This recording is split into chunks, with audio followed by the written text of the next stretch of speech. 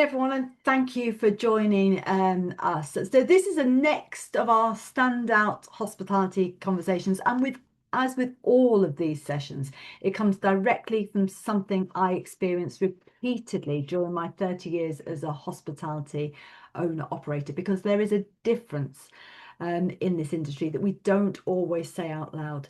Independent hospitality is not the same as the rest of the sector.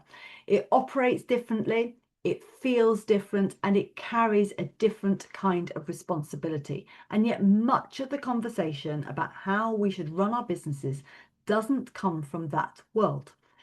Hospitality is an extraordinary industry. There is a real depth to what we do. We create places where people come together, where they celebrate, connect, spend time with the people that matter to them. We build spaces that become part of people's routines, their memories, and their lives. And for those of us who run these businesses, there is a huge amount of pride in that. But alongside that, there is another side that most people outside the industry don't fully see. There is a constant weight that comes with it. The responsibility of the business, the responsibility of the team, the responsibility of the customer experience every single moment of every single day. And when you are the owner operator, the responsibility sits with you, not just sometimes, but always. And as we know right now, that pressure feels different. I always remind people that hospitality is always in crisis because there is always something. But it used to be one thing after another. You could see it, you could name it, you could deal with it. But now it feels like everything at once. The pace of change, technology not just evolving, but fundamentally changing how people behave, how they discover, how they choose, and how they judge. Customer expectations have shifted, not just higher, but different, more immediate, less forgiving, more visible. And team expectations have shifted as well. What people want from work, how they see responsibility, and what they expect from leadership. And then, of course, the cost pressures, which are constant. Margins are tighter than they have ever been. Every decision carries more weight than it used to. And all of that is happening all at the same time. There's no space between things anymore. And on top of that, there's the noise. More voices, more opinions, more people telling you what you should be doing, what you should already know, what you're getting wrong. Often from people who are not living the reality of running the business day to day. It can be genuinely exhausting, not just physically, but mentally, because it's not just about doing the work anymore. It's about constant questioning whether you're doing the right work. And alongside all of that, we now have another layer, visibility. Hospitality has always lived in a goldfish bowl. Everything we do is seen, judged in the moment, and our customers experience every mishap, every mistake as it happens. That's not new. But what has changed is the speed and the scale. What used to happen between you and your customer is now broadcast, shared instantly, commented on instantly, and judged by people who've never even been there. It can be global within minutes, and that brings with it a different kind of pressure to how we operate. When I started my first business back in the late 90s, well before Facebook arrived in the UK, marketing had very clear boundaries. It was more local, it was more contained, more understandable. You knew who you were trying to reach, and you also knew what you couldn't compete with. Trying to operate at a national or global scale would have been unrealistic. It would have been ridiculous to try. So whilst it could be challenging to reach the right people, there was also a kind of clarity. And for many of us, PR in the local press and word of mouth were often the most effective tools we had. But then social media arrived. And in the earlier days, it felt like an extension of that. Word of mouth didn't disappear, it just expanded. You could stay connected to your customers even when they weren't with you. You could continue the conversation. You could influence how people felt about your business in between visits. You could build communities online in tandem with your in-person communities. And many of us got very, very good at that. But over the last 20 years, that landscape has changed completely. There are now more platforms than most of us could name, and each with a different audience, different algorithms, different behaviors being rewarded. Back in the early days, platforms rewarded the content creator because they needed content. They wanted you to build an audience. Now, who is being rewarded and for what is not always clear. And it's a minefield to learn and even harder to keep up with, particularly when you're trying to run your business at the same time. And on top of that, we now have the paid content layer added onto all of this. So if you listen to the wider industry conversations, it can feel very clear. You need to be present, you need to be consistent, you need to be producing content, you need to understand platforms, trends, algorithms. And for many businesses, particularly larger ones, that's exactly what's happening. But for independent hospitality, the reality often looks very different because most hospitality businesses are not marketing teams. They're owner-led. And social media is not a department. It's something that sits alongside everything else, alongside covering shifts, fixing problems, managing the teams, keeping the business moving. So whilst the narrative around social media can feel very clear, the lived experience of trying to do it is often something else entirely. And when you're under that kind of pressure, something very natural happens. You start to feel like you are behind, like you are not doing enough, like everyone else has this worked out. And so the response becomes reactive. Post more, try more things, follow what others are doing, add more noise. But more doesn't necessarily mean better, and busy doesn't necessarily mean effective.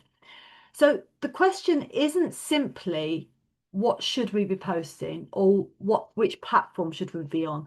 The real question is what role should social media actually play in hospitality business, particularly an independent one? How does it support what you are building rather than becoming another pressure sitting on top of that?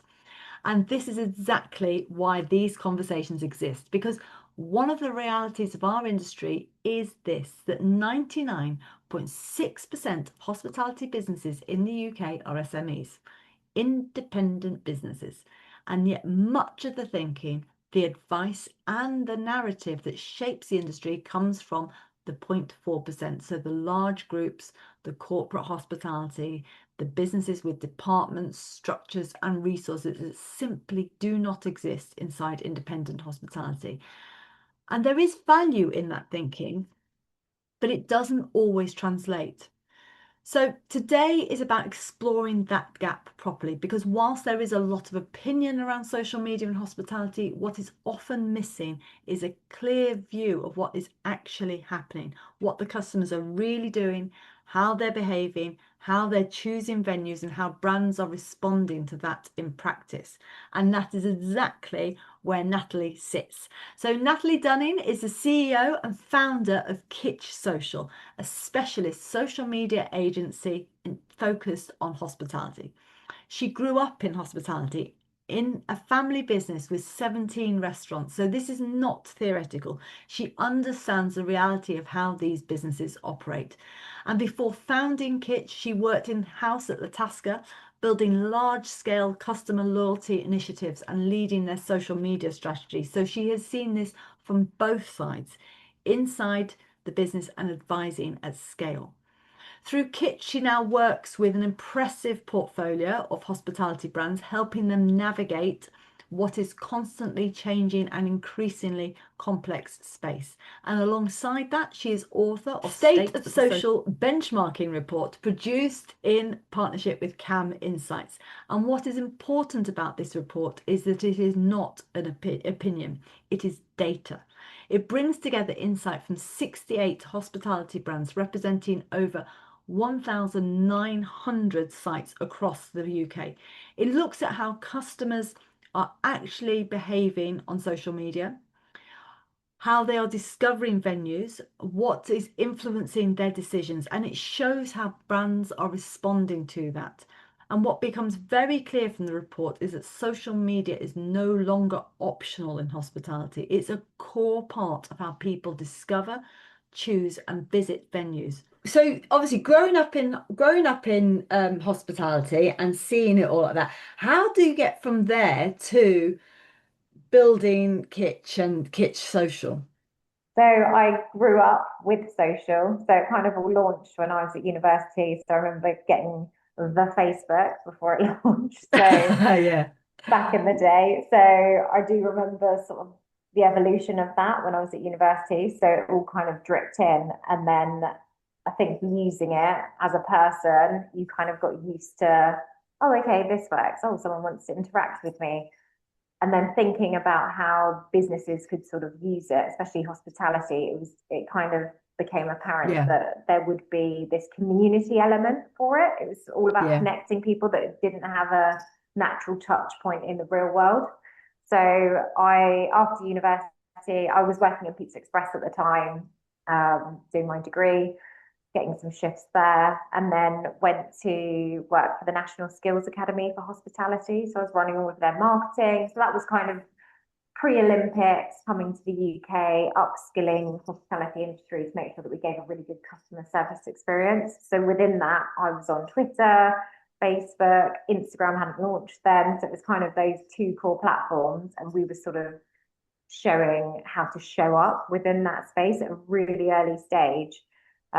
So we were doing that, and then after a few years, we sort of completed that project. I went to work for Latasca Restaurants as their head of Hmm. digital, all very social focused. Came up with their loyalty campaign, CRM system, all of the social. Was doing all of their community management, so making sure I was responding to customers if they had a question. So that's where it really sort of evolved.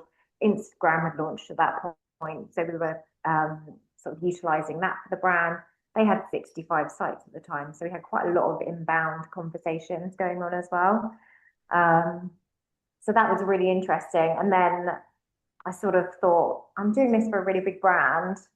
I could probably help more independent people run their Yeah. social or give them advice or show them the best practice or how to sort of set that up within the business. And at that point, Natasca was going very heavily into the discounting model. And I thought, actually, I don't want to be involved in that. I want to add value and be part of bigger conversations. So my director at the time said, oh, why don't you set up your own thing? So I did him a proposal, and they were actually my first client. So it kind of gave Oh, me the nudge. fantastic. Yeah, it gave me the nudge Yeah. to go and do it. So that's kind of how Kitch started, and that was 14 years ago. Wow. Wow. And so tell me about Kitsch now. So what types of hospitality businesses do you typically work with? So typically they vary. So we have some mainly hospitality. We have some F&B clients within that space as well. But they are primarily 5+ sites, typically, mainly sort of in that group space. We do have some F&B brands that are sort of on the smaller side, but we'll sort of manage all of their sort of social for them. So we've got a team of 9 based in Chichester, and we'll come up with the sort of strategy, the social delivery, absolutely everything for them, manage all of their community, paid social, influencers. So anything that sort of connects with their community, we will do that for them. And team structure from their side, we can have one person in the team, or someone like Yeah. Young's Pubs, they might have sort of 2 or 3 in their social team with a wider marketing team around them.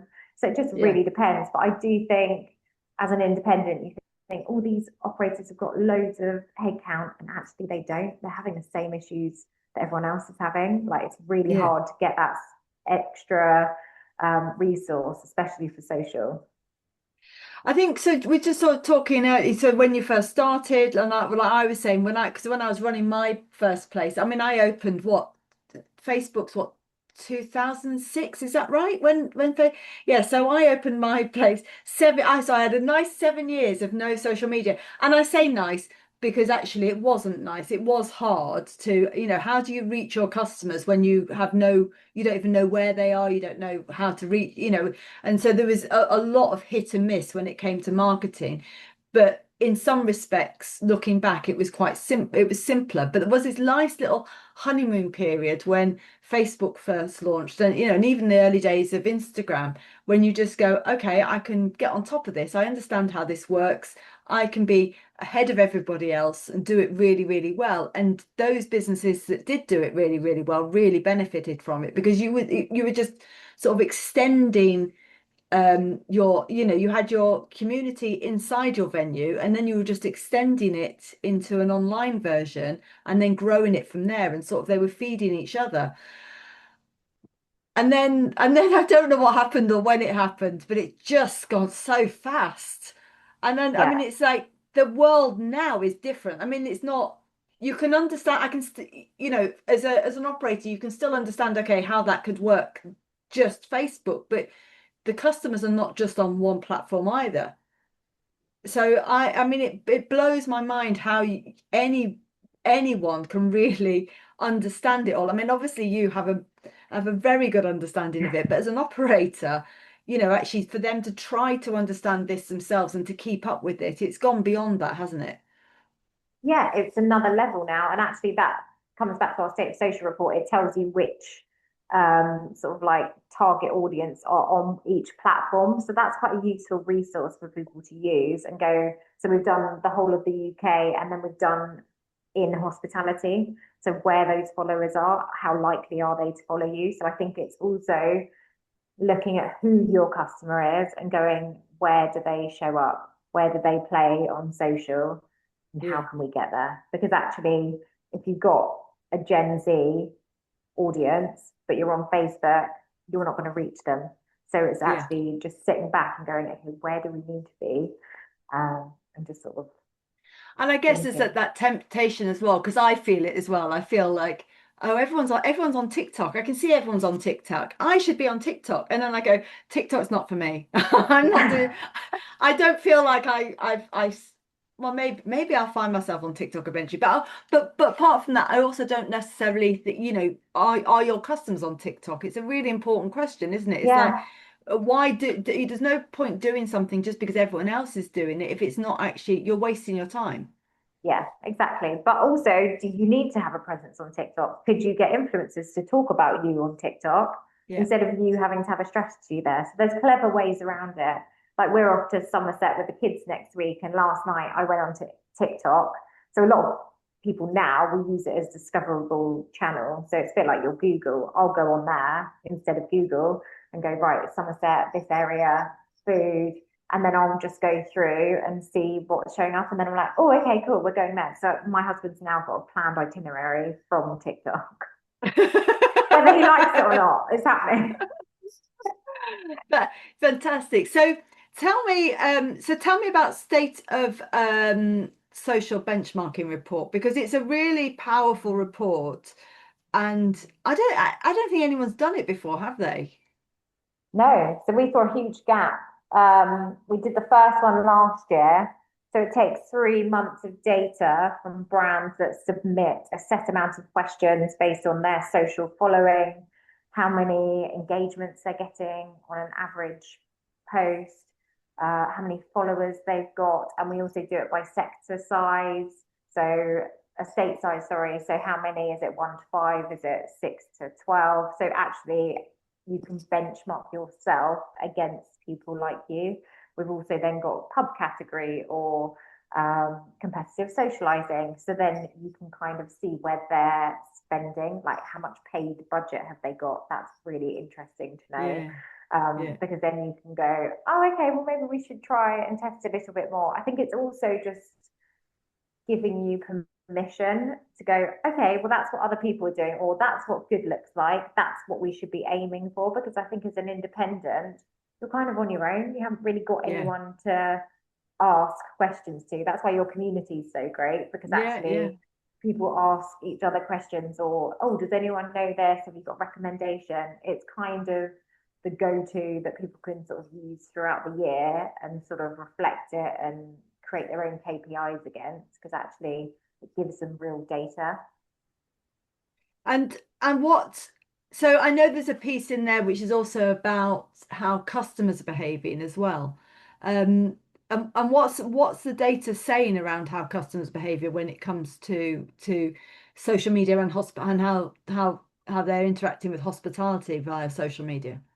So we know that 1 in 4 adults follow a pub, bar, or restaurant on social media. So that's a quarter of people are going to be Yeah, following someone. So if you're an independent, you want them to be following you, don't you? yeah, yeah, Um, 18% of UK adults will turn to social media when researching a hospitality venue. So again, that's quite a high proportion of people going, or have a look at their feed, or have a look at tagged photos, who's tagged them. So even if a restaurant's not been tagged loads, not been sharing loads, I'll then yeah. look at who's been tagging them and see what the actual customer experience is.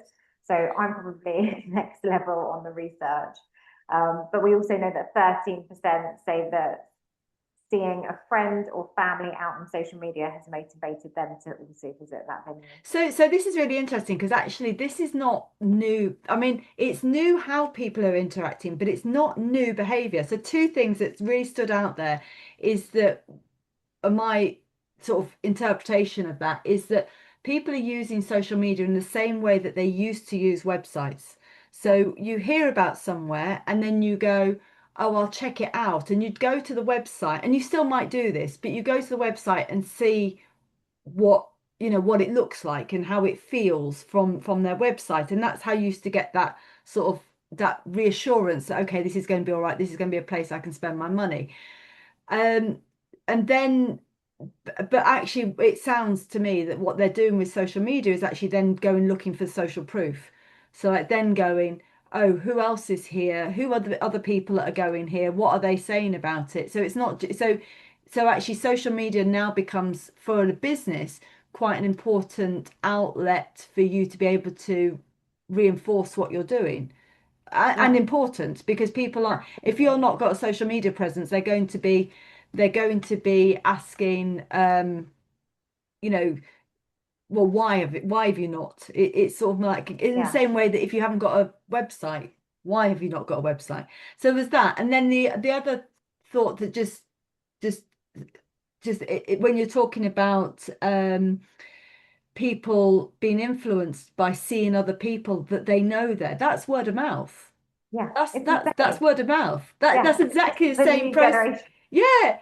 So it used to be that people would choose where they went to because they would go to work, they would go to see family, and someone say, "Oh, I've been here recently. It's really good." And then they go, "Oh yeah, that sounds good. I'll go there as well." And that is actually it was the most powerful piece of marketing, and still is, I'd argue, Yeah, for hospitality. Like you find out where the best place is to go by talking to other people and people telling you, oh, I went to this I had a really great experience here. But actually now people are doing it without actually having to have the conversation because they're just looking online and yeah. saying, Or oh, they'll someone, send a yeah, post to a friend, we need to go here, should we book? So it's the same thing, it's just giving them a yeah. physical piece of content to engage So with. when somebody's in your venue and posting a picture of onto Instagram of here I am with, and they're going, oh, that person, I like that person. They like that place, therefore I'm likely to like that place. And the psychology is exactly the same as word of mouth promotion, isn't it? Yeah, just building trust and also Yeah, going, oh, I know when I go there, I can have that and I like that. I like fish and chips, or oh, their yeah, roast looks really good. They post that every week and it looks consistently good. yeah. No, I mean, yeah. So it's almost like these, and it is like a lot of technology. It's become a tool to amplify what what um what happens naturally anyway in our behaviors and how we make choices and decisions. Yeah. Um, yeah. So and I was very so sorry, I was just yeah, I was very interested because you on your state of social. I mean, I know you represent like and in the main 5 sites and more, but Mhm. actually on the report, I did notice that the of the contributors, almost 30% are actually smaller than that. So they Yeah, are of that. So 30% of the contributors are just one or yeah. more sites. So it's got that full picture of what everyone's doing. Yeah, absolutely. And it's for everyone. So it's not just for the big groups. We want to know what smaller teams are doing, smaller operators. So Yeah. it's not really a report for us. It's really good for us to see how our clients compete across the landscape.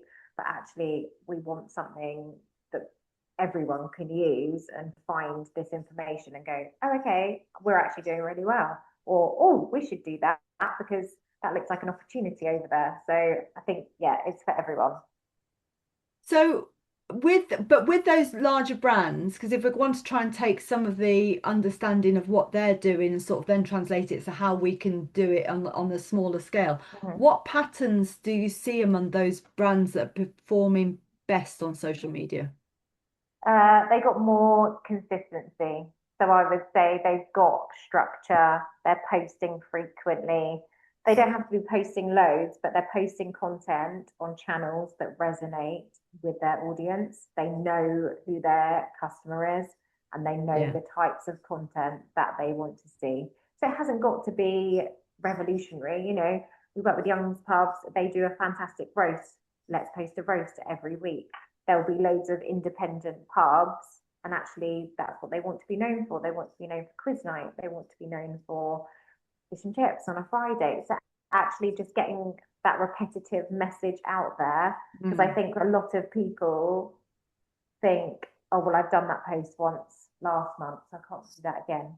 But actually, how many of your followers or potential customers have actually seen that one post? You can post it in a different way. So I think it's also not everything needs to be new. So bigger brands are doing that well. They'll have that consistent messaging going out. We used to work with Olenstein. We'd do a Danish swell every Wednesday. So that was it. Every Wednesday, there was a different one. And that was the kind of core message. It's not like revolutionary, but it is consistent and the customer knows why they're coming to see you. And I think that's sort of so if going back to sort of like because I my world is pre social media, but going when people used to talk about advertising and how you influence people, it always used to be said that people need to see a message 7 times before they respond, before they even notice it, never Yeah, mind respond to it. And those rules basically, as you're saying, it still applies. yeah, This absolutely. And I think also a lot of brands will think, oh, I've got to do all these campaigns and this like shiny thing over here, which is fantastic. But unless you're running it for a long enough period and you've got loads of paid budget and you're doing loads of activation behind it, you need to really get your fundamentals right before you can go yeah. to that stage. So I think for independents, don't worry about the bigger stuff that the bigger groups are doing. Stay in your lane, care about what you're doing, and build that consistent message. I think that's really good advice because you see so many people chasing the next trend or chasing whatever, I don't know.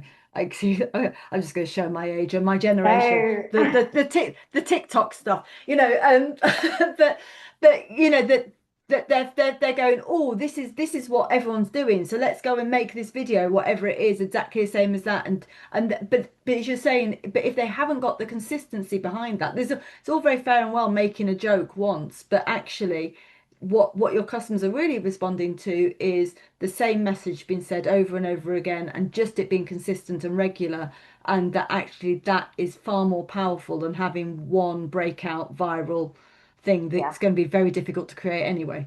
yeah, and it's also harder and harder to go viral now with the algorithm change, the volume of content creators, volumes of brands. That is so hard. And also, yes, you get those viral moments and your stats go up dramatically, but does that necessarily drive something to your bottom line on a day to day? And the other thing I say that quite a lot, that you can get these really, and it makes you feel good when you hit thousands of people seeing your post. But actually in those circumstances you start going way beyond your customers. So if you go out of that for a typical hospitality business, you're talking a radius for just 20 minutes, aren't you? Yeah, If someone's outside that 20 minutes, they might go, oh, that's a nice place and I might go there eventually, but then the reality is they're probably not going to visit you, no matter how much they like you or how much they were impressed by that one post. Yeah, So, so actually those great big numbers mean nothing, do they? Because you then start, I was saying this, like you've got this great, you say, you create a great post about a great matcha, and then you're competing with some bar that some coffee shop in New York doing exactly the same thing. So what? You know, yeah. and it's sort of missing the point. Yeah, I think, yeah, it's definitely, Kieran's just said, it feels like Yeah, chasing that viral moment is more about ego than business building. And I totally agree. A lot of people are like, we want to be, I swear, if anyone else says, we want to be like Little Moons, I'm like, okay. And then I go, so where can people buy your product? And then they go, well, it's not, you can't buy it anywhere. So I'm like, well, how do you want it to go viral if no one can try it and buy it? Like yeah, that's coming from third party endorsement and recommendation. So yeah, we normally don't work with those people because it's just not worth it. They just don't get it. yeah, But I think it's depth of connection. As like hospitality is so great at building moments, like you're going for an experience, you're going for a memory, you're going for an occasion, you're going with someone. So actually, yeah. as hospitality, whether you're in person or online, that connection should still remain. Like within this data of social report, we've seen so many brands that don't reply to customers. They don't do any community engagement. They don't check their DMs. And actually, that is a huge loss of potential earnings and repeat customers or new customers coming through the doors that are just being missed. Yeah, because I mean, I think that that's a really important point, isn't it? Because actually, hospitality, it's very easy. And this is, when people are just posting pictures of their food, I mean, that's fine, but they've got to know what it is that they want that food to be saying because people are not buying food and drink, are they, when they come to hospitality? They're coming because they are bringing people with them, that because it's the connections, it's the relationships they want to be nurturing and looking after, the memories they want to create, all of these other reasons, which are all about an emotional connection. So if you're not and the human connection, this is this huge opportunity. I mean, as much as you know, the world speeding up and technology just getting harder and harder to keep up with, actually what it is doing is, on the other end of things, creating this huge opportunity for hospitality to remind people that they're desperately craving human connection and we're the place you come and get it. Yeah. But if you're not having conversations with your customers, then you're not having human connection, are you? No, it's got to be everywhere. So whether that's on your phone lines, your email system, your social, in person, how can you make that person feel from a moment of connection? So if we've got maybe a complaint come through on a DM, we'll quite often send a voice note reply. It de-escalates it, it makes it personable. You know it's not a bot because everyone is going, oh, well, we'll just set up bots and then we don't need to do community management. Well, you can, but also if someone's got an allergy and your bot is giving them advice and then something goes wrong, are you covered for that? Because actually, people will ask so many different questions. It might be, have you got a high chair? Or actually, oh no, sorry, they actually all broke last week. And then someone comes in, you're already disappointed as a customer. So Yeah. it's also just making sure you've got real people connecting, because you can Yeah. tell. And with what the brands are doing, are they doing, performing best in this because of, I mean, is the strategy working more because they have the resources or the scale? Um, Sorry, how much of that is strategy or resources and scale? I would say, I mean, even now we'll get bigger clients coming to us and we'll log into Instagram and I'm like, oh, you haven't replied to any DMs for 6 months. Like you will still get that. So it's a resource thing. It's having software because actually if you've got multi-sites and different questions for different areas, different menus, different concepts, if you're trying to manage that as one person, that is a nightmare. So if you haven't got that sort of tech stack to support you with people to respond and engage like Mm, 7 days a week, you're getting most businesses do 9 till 5 in the week, And then the majority of their customers are coming in the evening and the weekends, and that's when people are not getting Yeah. responded to. We had Ruth Carpenter on a webinar that we did with State of Social, and she was saying, because she's just joined Black Rock restaurants in Brighton, so they're individual concepts, absolutely lovely, independently owned. And she was saying one of the first things she did was went through all of the DMs over those periods and checked the loss of potential earnings. And she said it was about £28,000 a month just from not replying to people about bookings, private parties, engagement parties, anything like that. And she said, actually, that is a massively missed opportunity. So they've now turned that around. I have to say that on even this, when I had my places, I've always employed, and actually happened to be my sister because she happened to be absolutely amazing at this. But I always employed somebody that was never on the floor, that was only there to respond. And the impact that had on my businesses, just in terms of obviously you're responding to everybody immediately because she was so good at it. She was like, I've got you. And she was there straight away, which Yeah. blows people in terms of customer service. That just blows people away because particularly these days, sometimes you can email a venue and not get a response for 3 days. And you just like, have you even got my email? Yeah. But yeah, so to respond, within a couple of hours was fantastic for our business. But then also because she was having these personal relationships with people, she never met them personally. It was just Oh, online. But when the customers actually ended up coming to us, on their first visit or for their booking or whatever it was, her job role was bookings manager, so she was tend to be dealing with our larger bookings, but even the smaller ones. But by the time they walked through the door, they were already loved us yeah. because the customer service experience had been so perfect even before they'd walked through the door. It made such a dramatic difference, and there is this huge opportunity for you to be really, and that's, I mean, I'm not saying we were good at what we were doing, but there was so much of that customer experience and the therefore, because the reality is when you're running a hospitality business, you do make mistakes. There are things that go wrong on the day. But if somebody's already coming in because they've had a good relationship with you already, and they already trust you, they already, believe that you've got their best interest and you're out to do the right thing for you, then they're so much more forgiving.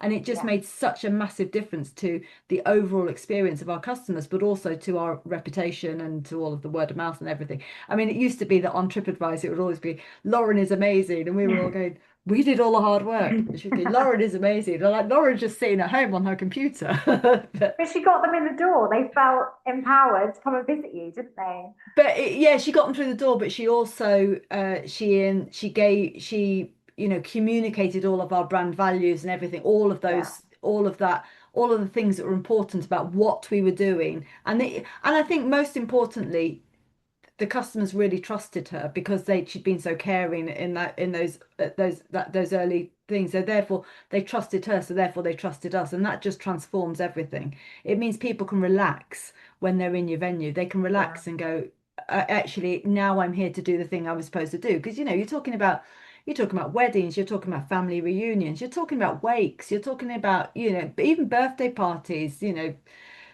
baby showers. These are all really important moments in people's Yeah. lives. They want to know that they can trust you to do it well and that they don't have to worry about it because they want to be concentrating on the relationships that they're nurturing and the time that they're spending with other people and the memories they're creating. They don't want to be having to worry about whether or not, I don't know, the balloons are in the right place or or whether, you've got enough ice. They don't want to be worrying about any of that.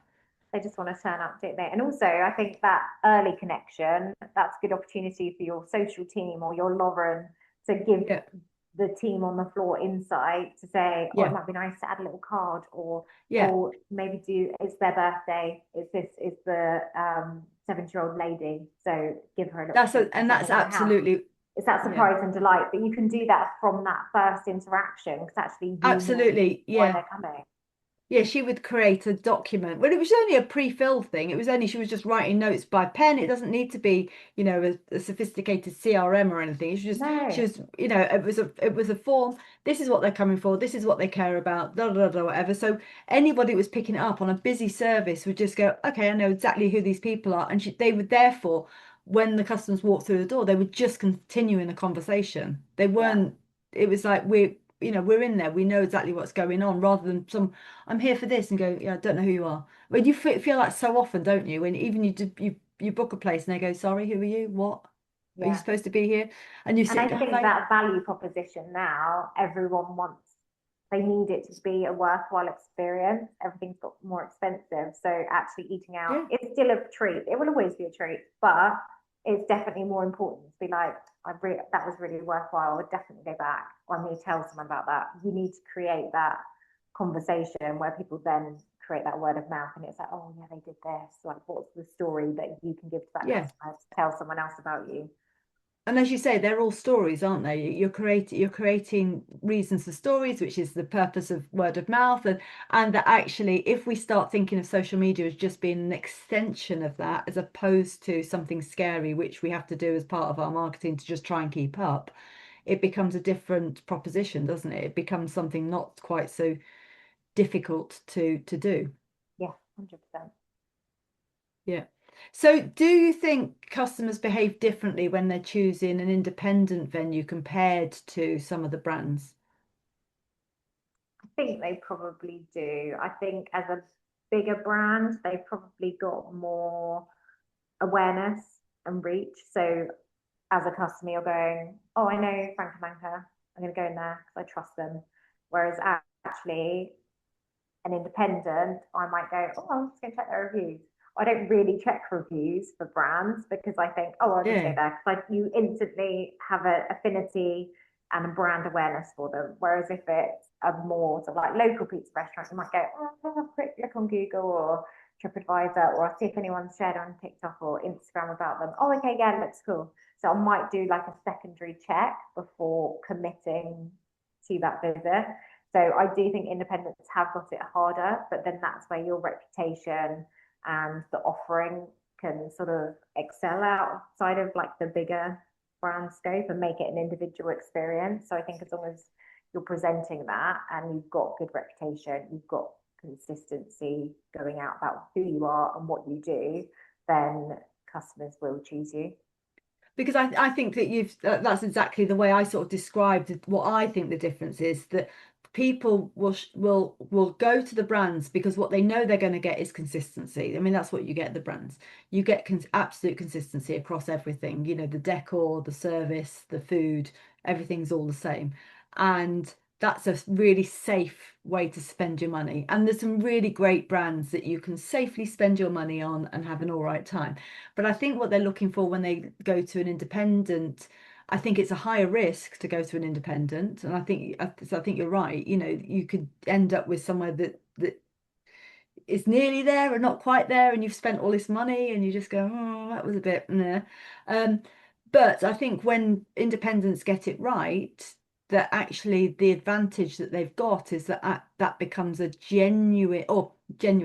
more genuine relationship, because it's what's the word? Well, just more. Well, I guess I mean more personal, more. There's Yeah, more personality, there's more individuality in an independent when you find your place. And I think that that's what the problem is. You can go to, as you say, a pizza place, for example, and if you don't know, if it's an independent, you might end up being, well, in your 50s, surrounded by people in their 20s, and think, oh, I don't feel very comfortable here, and I don't really know what this is about, and I don't get the decor, and yeah. oh, Why is but there I wine in a tumbler? Or yeah, yeah, I know what's going on. Yeah. Um, all the other strange things that my children tell me are cool. But then, and vice versa. You might be going out, you might be in your 20s going out on the first date and end up somewhere where it's full of people with grey hair. But on the face of it, that it's a pizza place, so why should it matter? But yeah, actually, but actually finding the place where you fit in is far more complicated when you're trying to just do that when you've only got one venue. And so therefore it is harder, I think, for customers to do that, which I think is what you're saying is that therefore social media becomes very important. Going back to what we were saying before, in Yeah. terms of people need to check it out, but it's not like they don't need to see a picture of a great pizza, because let's say you've got that bit right. What they need to do is see other people like them Mm. talking about it and engaged with it, and they need to know who those people are. So yes, so for example, going back to that sort of, if you're in your 20s and the only place you can find this pizza restaurant is on Facebook, then you probably know it's not for you. Yeah. It's not um showing up in your natural space. They're not even going yeah, to yeah. be on Facebook No, realistically. yeah. They're going to be on TikTok, maybe Instagram. But yeah, it's also as that independent operator. Okay, who are our people and how do we get to them? And it's also getting to the next generation that are going to become your customer, because actually that creates That's your going to sort keep of moving, yeah. lifelong customer business. Because I remember when we took on Harry Ramsden's, all of their customers were on Facebook. And like Facebook is still a really good platform for us in terms of engagement, but they were like, we need to find the next generation of customers. So we launched TikTok and it's gone really well in terms of creating that discovery for a new generation for them. So that's the thing. So if somebody, so as a venue, if you're looking, I think venues, I know this is actually going a little bit step back a little bit, but I think a lot of independents think that, but going back to the pizza example, you go, well, anyone eats pizza, and it's true, anyone eats pizza. But actually, if you want to be really successful in what you're doing, you do need to decide who your customer is. Are you, what type of customer is it, and is your whole restaurant tailored to that customer, so Yeah, that when they walk in, that they feel comfortable at being not just this is for me, but that everyone else in here is like me. It has to is an important key for making people feel comfortable and like they belong. But that also then applies to their social media. The social media is still just an extension of what they're yeah, doing in on site. So yeah. I'll go back to my introduction, which was about it was easy to understand because you were just expanding into a virtual world what you're already doing. That actually that still exists. That is all you're doing. Yeah, and I think people need to simplify that in their mind. It's so easy to get swept away or being like, oh, well, they're doing that and we can't do it at that level, so we won't do anything. That's not the Yeah. mentality to have, because actually those people just get further ahead and you fall to the wayside. So it's going, okay, what are we good at and how do we show up in this space? And also look at those little details, the stories, why are people coming to you, and then use those on social. Yeah. So that's so, and I guess that's that question: is social media creating someone's decision to go to a place, or is it just confirming something? I think it could be both. I think it could be both. I think if you already know of something and someone's recommended it and you look at it and go, oh, yeah, that does actually look really good. Lucy said that, so I will book that. I'll have a great time. Whereas for people that are, so from like tourism perspective, if they're coming to Chichester, where we are, they might go onto TikTok or Instagram to find the places to go. So actually, there is a huge element of discoverability as well. So I think there's two pieces. Some might be people that have already heard about you and they then want the confirmation that yes, that is a place that I would like to go, or it is, oh, I found this really cool place. I've never been there before, but it looks good on social, so let's give it a try. But this is so even if they're trying to find you, then they're only going to be using the social media platforms that they use, aren't they? Yeah, Then so if only uses Instagram, they're going to only look on it. I mean, yeah, only look on Instagram, aren't they? yeah. For those venues. So I think sort of pulling this right back to the core. You need to know who your customer is, don't you? You need to Yeah. know. I mean, apart from And it anything else, goes back to I mean, basics, doesn't it? yeah, yeah, It yeah, goes yeah. back to basics in any marketing. Okay, who is our customer? Yeah, yeah, but I know, but it's also well, when I'm talking to people about how they build their business, and the sort of the key one of the key fundamentals in my book is that you do need to know who that customer is, and you design only for that customer. But this is almost amplified when you get into the social media world, because otherwise, as you say, you get completely overwhelmed with everything that you could be doing. Yeah. Everyone's got everyone, people have got WhatsApp channels now or whatever, and you just go, it's impossible to keep up with that, particularly when you're trying to run your own business. But if you know who your customer is and you can identify, therefore, by reading your report, exactly what platforms your customers are on, then you just concentrate on just that and you keep it Yeah. simple. And I think a lot of people go, oh, well, TikTok's not for us. I don't personally post on TikTok, but I use it for search. So you've also got those customers. Because actually, Cassie, if you download the app and you start looking for where you're going next on holiday or something, I promise you, you will start saving content and going, okay, well, we're going here now, because I it's so know. much more visual than doing a Google search or a chat GPT search. And actually, also, if you're a restaurant and you're putting your location and keywords in your captions, you're going to start showing up in those AI searches, which is Yeah. so important. We've all got to move ahead and actually be ready for that, because otherwise it is just going to get harder. And I think you're right. When we were talking before about how social media it's not replaced the website. The problem is, but having a static website is one thing, isn't it? Just here's some really all website needs to be is here's who we are and why we are, and here's some photos. But actually, what people are really looking for is those, that social media Bring it to life. yeah, bring it to life. Exactly. But I think that's the same as what you're saying is that, whereas 5 years ago, people would do a Google search or even TripAdvisor. I mean, TripAdvisor, who I don't know if anyone uses TripAdvisor anymore, really, to in some, Um, I in mean, some I of do the on holiday. If I'm on holiday, I'll use TripAdvisor, which is so niche. But I do think if you're traveling to like somewhere you don't know, it's like a little yeah. confident tick box, isn't it? But yeah, I mean, the younger generation, like my team, they're not going to be using it. No, but So I'm I think probably the last ones. but it's this idea that you people are looking for something more animated, aren't they? That it's because using Google, it might be a first step, but beyond that, actually you want more animation to this, and actually more content that is being created by real people rather than, Yeah, just being what's been said by the owner. There's yes, only so much that definitely. you can trust what the owner says. And even if you haven't got loads of time as an independent operator, how can you use the local micro influencers or people, invite them in, get them to tell people Yeah. about you, because actually that's creating content for you. A lot of people that we speak to, big or small brands, they will always have the issue that they can never generate enough content. So actually, how can you utilize other people in your network? They haven't got to have hundreds of thousands of followers.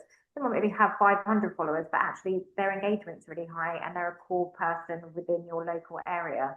So actually just tapping into them and saying, oh, would you like to come for lunch this week? Or, we've got a new menu coming. Maybe we should come and try it. And that sort of, you've just segued really nicely into what I was going to ask you about, which was influencer marketing. And people are sort of getting very much like, oh, influencers. But actually, I think what you're getting at is that doesn't need to, one, it doesn't need to be expensive, and no influencer doesn't need to have tens of thousands of followers to be valuable to you. No, not at all. As long as they've got a valuable community and they engage with them and they're relevant to your business. So, like you've got all the mum influencers, you've got local foodie groups, you've got everyone. So you can easily find people. They might be going in other restaurants that are like yours up the road, and you think, oh, actually, we should get them in. They could give us a little post or a story and sort of help amplify what we're doing. So I think it's just having those key moments that you go, oh, okay, this is kind of newsworthy, or we want to be known for Sunday lunch or the best coffee in Chichester. So let's try and get a few other people to tell our story for us. And And I guess if you, yeah, sorry. you can do that on a gifted basis. So you can say, look, we can't pay you, but we'd love to offer you X, Y, and Z. It might be £50, it might be £10. So if you're working in, if you remember that you are actually working in, and it is no more than a 20-minute radius, and it's probably even smaller than that, it's probably only 10-minute radius actually, realistically. So if you're working in such a small radius that going and getting an influencer, I don't know, who's working in Meeting with London, for Todd or example. someone. Yeah, Yeah, yeah. It's a pointless waste of your time and money. We're yeah, going back to that whole thing of trying to get a viral post. It doesn't achieve anything. But actually, if you're saying it's just very local, let's say 10-minute radius, and you can identify those people, one, because either they might already be your customers, or because they're already talking about other things around in the area, or there's somebody that posts regularly about food and whatever. But they quite often are just ordinary people. They're not, you know, influencers in terms of being paid for it, then actually being able to engage with them and say, hey, why don't you come and have a meal with us? And in return for posting about it, that's massively powerful. yeah, definitely. And it's an easy win.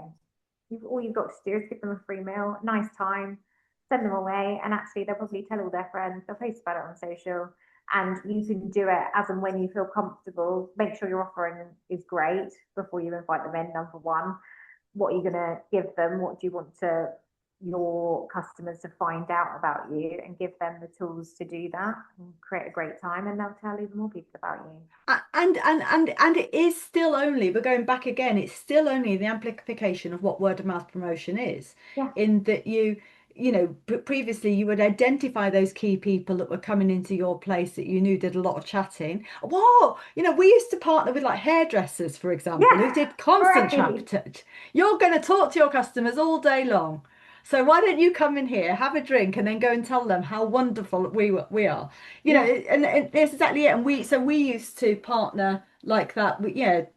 Hairdressers and beauty salons and all those, with people who have our customers. So it wouldn't just be any hairdresser. It would be the hairdresser where our type of person went to, and we invite them in, and they do the talking. And yes, and actually, I mean, it's probably still a good strategy because they're yeah. also people with social media pages. Exactly. And if they don't, it's word of mouth. So I think, yeah, we don't have to go too far. And I think it's good for operators to go, oh, yeah, we used to do that. Or, oh, we could do that again.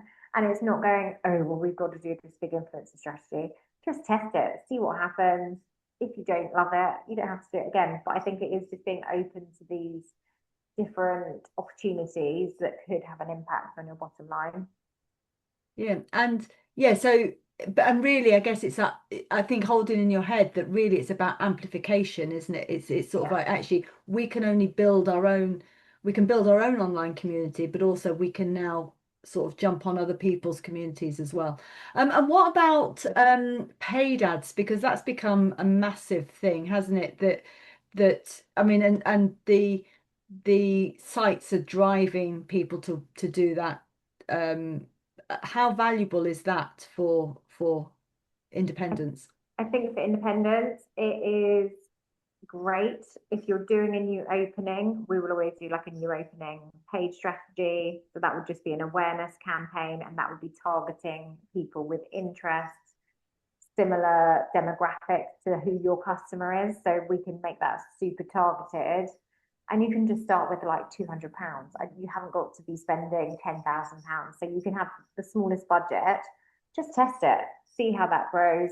But the best thing about paid is you can actually track physical conversions, which is so hard to do with organic social, because it's like, well, we had a conversation with this person and they may or may not have booked. They may have booked, Yeah, they may not have come. So with that paid element, you can track all of that. So actually it gives you a cost per booking in terms of how many bookings you've had, whether that costs you 35p for a booking or £2. And then actually it's that always on marketing, or you can plug it in when you go, okay, this venue is not performing very well, this one needs a bit of love, or I think we've lost our way a little bit. People aren't coming in for the roast anymore, so we need to tell more people about it. So I would go back to what issue are you trying to um, work around, or where are you not having lots of bookings come in, and then have that as your driver. And then you can have sort of like measurable impact based on that. You'll see that your footfall's increasing, or you'll see that becoming a more sustainable journey for the business.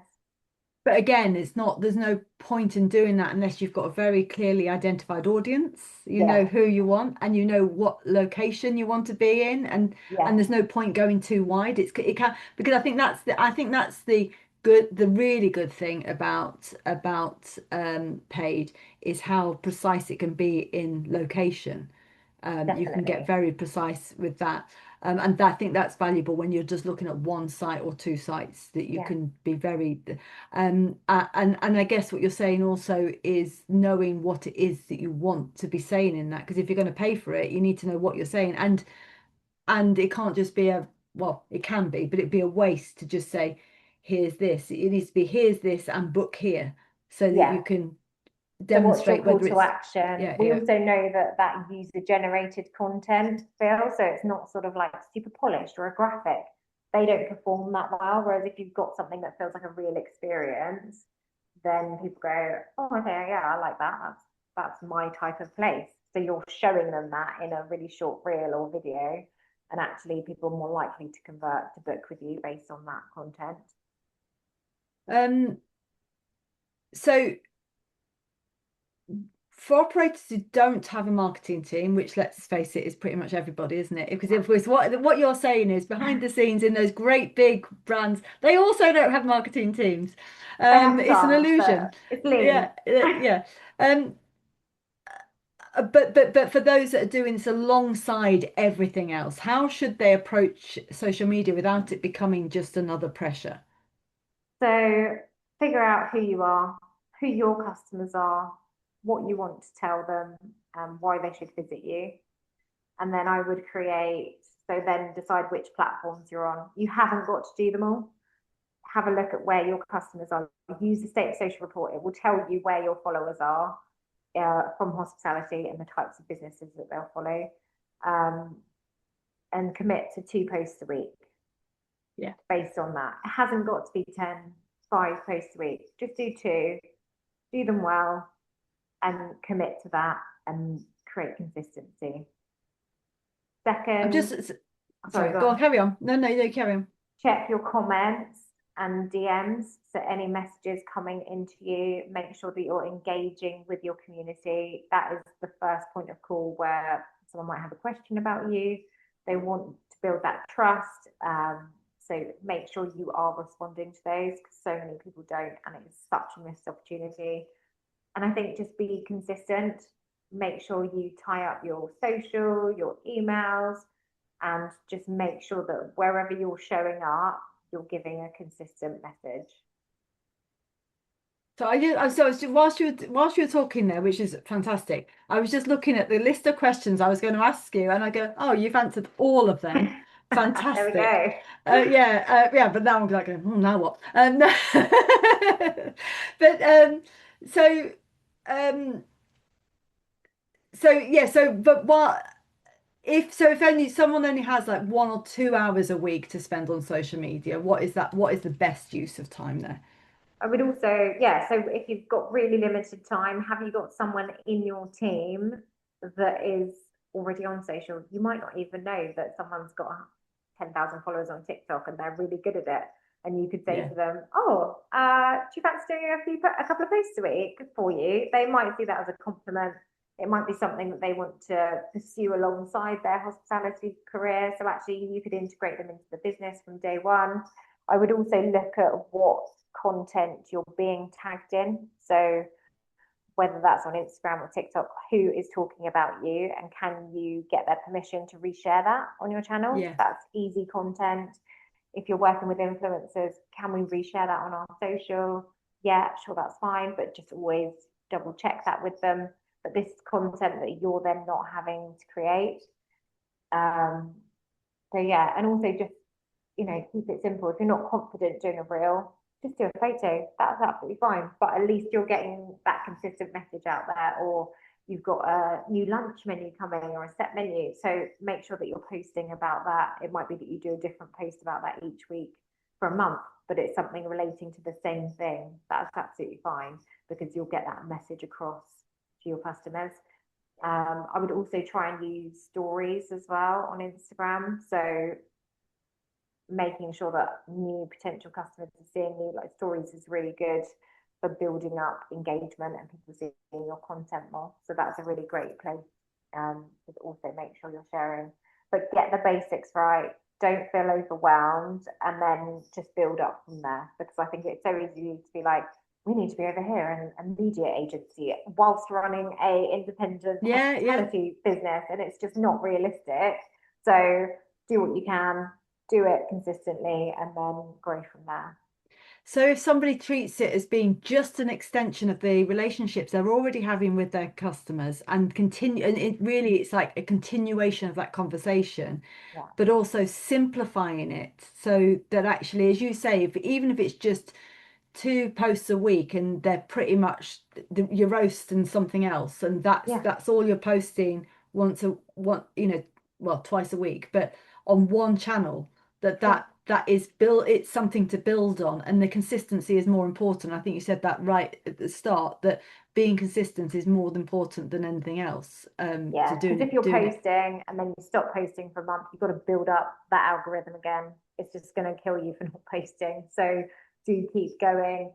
You could set up a WhatsApp group with your team. So if there's any story worthy moments, or someone comes in and they've had a great time and you go, oh, can we share this on our social? Like, maybe empower your team that this is the direction you want to take. They can pop it in the WhatsApp group. You can decide, okay, yeah, that's cool. I like that. That fits with our brand values and how we want to show up. And then that it could be that your team sort of start feeding that journey as well. And I think this sort of key message that I think is coming across is that most of these businesses don't need to be famous. Famous is not really what they're trying to, and being viral, as we've spoke before, is not an ambition worth chasing.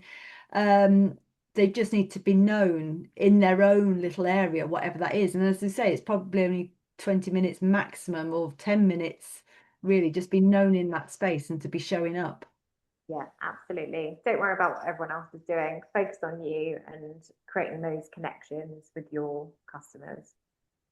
Amazing, Natalie. Thank you so much. I mean, that was genuinely a really thoughtful conversation, and I think really, really important one for the industry right now, particularly because we're feeling of that total overwhelm on everything.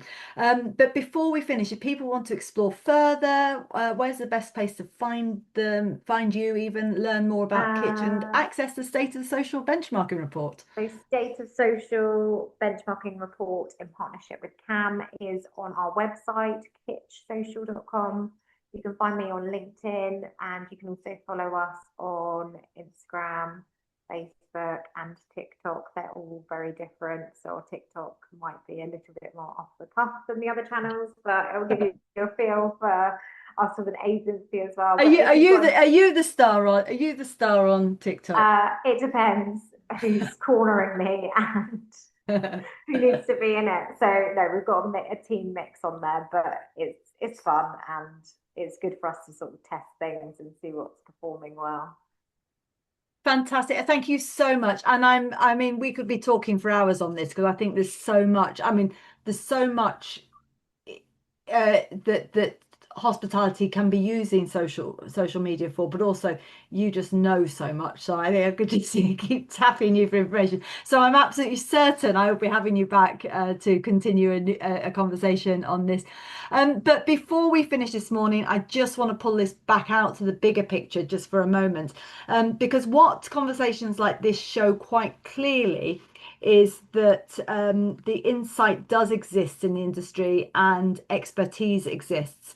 But independent hospitality is still very fragmented, and it's worth remembering something about our sector yet again, that we are overwhelmingly independent, and yet much of the thinking, the advice, and the narrative that shapes how we believe we should operate still comes from that 0.4%. So large groups, corporate hospitality, businesses with departments, structures, and resources that simply don't exist inside independent hospitality.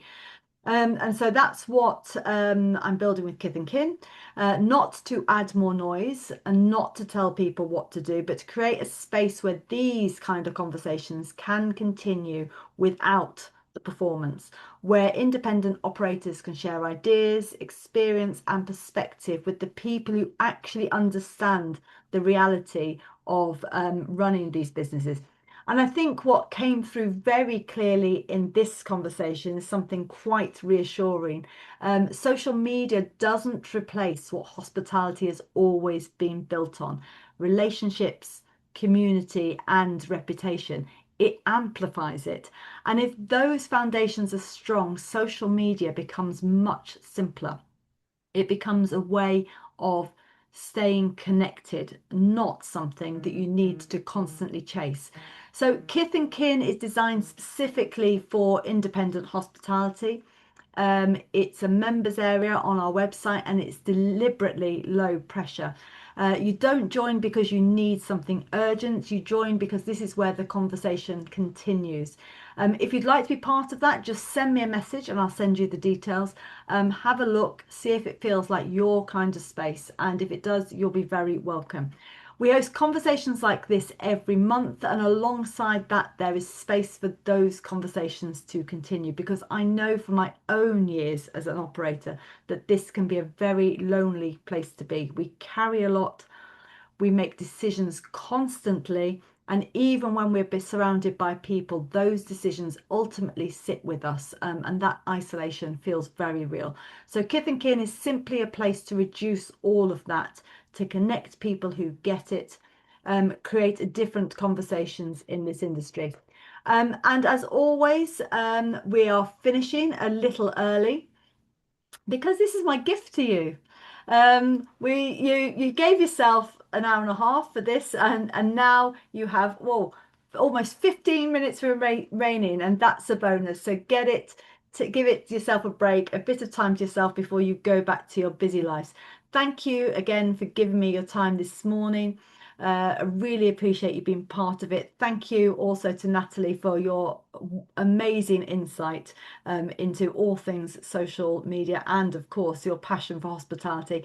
And I hope to see you inside Kith and Kin later. Cheers. Thank you.